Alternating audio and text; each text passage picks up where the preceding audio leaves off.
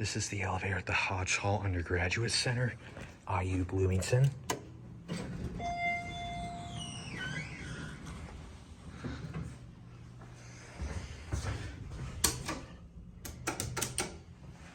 Oh.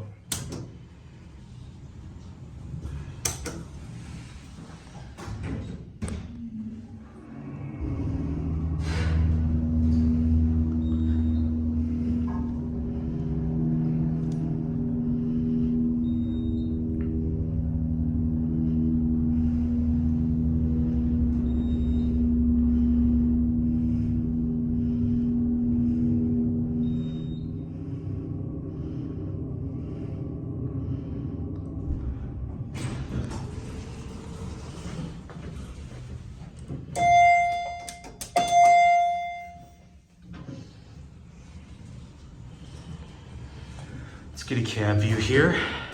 This is just like the Career Services Center, but I think this is actually the Hodge Hall Undergraduate Center. I kind of got lost for a second.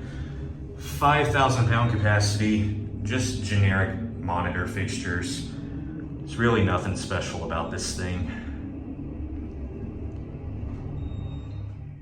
Well, here we are.